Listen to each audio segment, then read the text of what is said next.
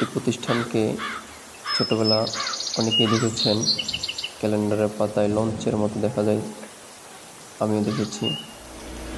আজকে আপনাদেরকে নিয়ে এসেছি এই সারসিনা দরবার শরীফে।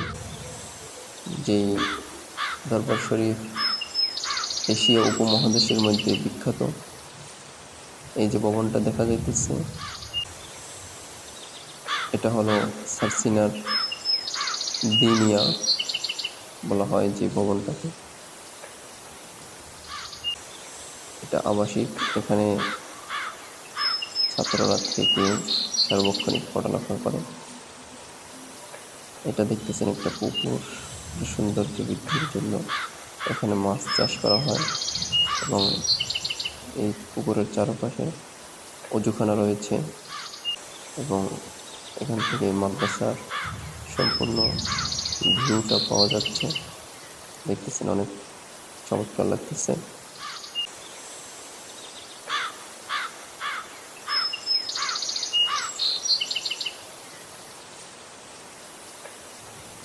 এই যে মসজিদ, যেটা নবনির্মিত, এখনো কাজ চলমান রয়েছে।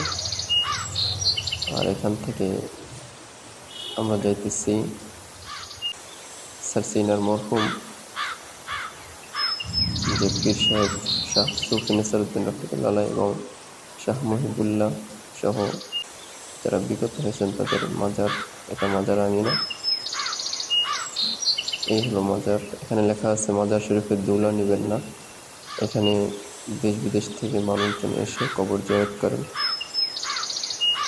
এখান থেকে আবার আমরা যেটা দেখাইতেছি যে আপনারা দেখতেছেন সারসিনার যে ইতিহাস ঐতিহ্যের সাথে জড়িত একটা বিষয়, সেটা হলো এই মিনার। এই মিনারটিকে আরো বড় করা হবে, যেটার কাজ চলমান রয়েছে। তো বন্ধুরা, আপনাদের যাদের সম্ভব অবশ্যই এখানে আসবেন।